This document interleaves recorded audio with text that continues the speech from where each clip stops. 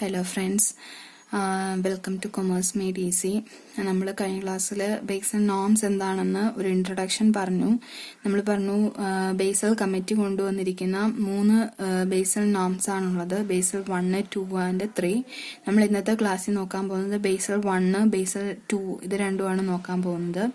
First basal 1. Basal 1 introduce ചെയ്യുന്നത് 1988-ലാണ്.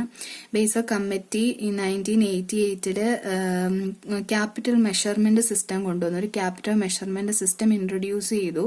അതിനെയാണ് Basel first അല്ലെങ്കിൽ ബേസൽ ക്യാപിറ്റൽ അക്കോർഡ് എന്ന് പറയുന്നത്. ബേസൽ ക്യാപിറ്റൽ അക്കോർഡ് അല്ലെങ്കിൽ ബേസൽ ഫസ്റ്റ്.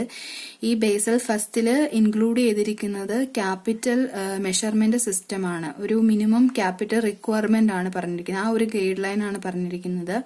അതായത് ബാങ്കുകൾ അവരുടെ റിസ്ക് വെയ്റ്റഡ് അസറ്റ്സിന്റെ 8% മിനിമം ക്യാപിറ്റൽ ഉണ്ടായിരിക്കണം എന്നുള്ളതാണ് ബേസൽ ഫസ്റ്റിൽ പറയുന്ന ഗൈഡ് ലൈൻ. ബാങ്കുകൾ അവരുടെ റിസ്ക് വെയ്റ്റഡ് അസറ്റ്സിന്റെ 8% ക്യാപിറ്റൽ റേസ് ചെയ്തിരിക്കണം, അല്ലെങ്കിൽ അത്രയും ക്യാപിറ്റൽ മിനിമം അത്രയും ക്യാപിറ്റൽ എങ്കിലും ബാങ്കിന് ഉണ്ടായിരിക്കണം. അവരുടെ റിസ്കുകൾ കറക്റ്റായിട്ട്, ക്രെഡിറ്റ് റിസ്ക് വരുന്നത് കറക്റ്റായിട്ട് ചെയ്തു പോകണം എന്നുണ്ടെങ്കിൽ, കറക്റ്റായിട്ട് അത് നികത്തി പോകണം എന്നുണ്ടെങ്കിൽ അത്രയും ക്യാപിറ്റൽ എങ്കിലും മിനിമം ഉണ്ടായിരിക്കണം എന്നാണ് പറയുന്നത്. എന്താണ് റിസ്ക് വെയ്റ്റഡ് അസറ്റ്സ് എന്ന് ചോദിച്ചു കഴിഞ്ഞാൽ, നമ്മുടെ ബാങ്കുകളുടെ അസറ്റ് എന്താണെന്ന് ചോദിച്ചു കഴിഞ്ഞാൽ, ബാങ്കുകൾ പ്രൊവൈഡ് ചെയ്യുന്ന ലോണുകളാണ് ബാങ്കുകളുടെ അസറ്റ് എന്ന് പറയുന്നത്, മെയിൻ അസറ്റ് എന്ന് പറയുന്നത്. അതിനകത്ത് പല രീതിയിലുള്ള ലോൺസ് കൊടുക്കുന്നുണ്ട്. നമുക്ക് പേഴ്സണൽ ലോൺസ് കൊടുക്കുന്നുണ്ട്, മോർട്ട്ഗേജ് ലോൺസ് കൊടുക്കുന്നുണ്ട്. അപ്പൊ ഇവ കമ്പയർ ചെയ്യുമ്പോൾ മോർട്ട്ഗേജ് ലോൺസിനാണെങ്കിൽ ഏതെങ്കിലും ഒരു അസറ്റ് സെക്യൂരിറ്റി കൊടുത്തിട്ടായിരിക്കും ആ ലോൺ എന്ത് ചെയ്യുന്നത്, പ്രൊവൈഡ് ചെയ്യുന്നത്.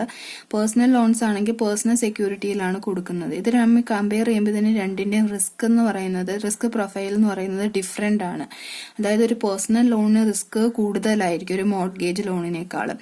ഇങ്ങനെ പല രീതിയിലുള്ള ലോണുകൾ പ്രൊവൈഡ് ചെയ്യുന്നുണ്ട്. ഇങ്ങനെ ഡിഫറെന്റ് റിസ്ക് പ്രൊഫൈലിലുള്ള അസറ്റുകളെയാണ് റിസ്ക് വെയ്റ്റഡ് അസറ്റ്സ് എന്ന് പറയുന്നത്.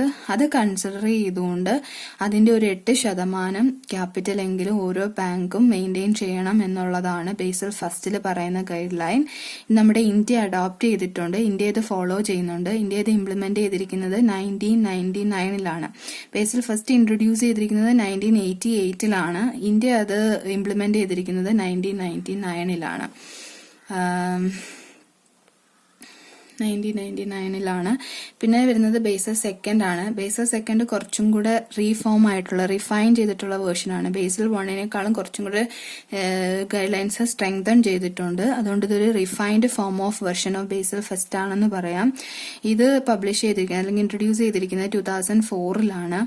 ഇതിനകത്ത് വരുന്ന guide lines based on 3 parameters, 3 പാരാമീറ്റേഴ്സിന്റെ വെച്ചിട്ടാണ് ഇതിലെ ഗൈഡ് ലൈൻസ് പറയുന്നത്. അതിൽ ഒന്നാണ് minimum capital requirement, second supervisory review process, third market discipline. Minimum capital requirement എന്ന് പറയുന്ന പാരാമീറ്ററിൽ അല്ലെങ്കിൽ അതിനകത്ത് പറയുന്ന ഗൈഡ് ലൈൻ നമ്മൾ ബേസൽ ഫസ്റ്റിൽ കണ്ടതുപോലെ തന്നെയാണ്. ബേസൽ ഫസ്റ്റ് പറഞ്ഞതുപോലെ തന്നെ നമ്മുടെ ബാങ്കിന്റെ റിസ്ക് അസറ്റ്സിന്റെ 8% ഓഫ് ക്യാപിറ്റൽ എങ്കിലും മിനിമം ബാങ്കിന് ഉണ്ടായിരിക്കണം എന്നുള്ളതാണ്. രണ്ടാമത് പറയുന്നത് സൂപ്പർവൈസറി റിവ്യൂ പ്രോസസ് ആണ്.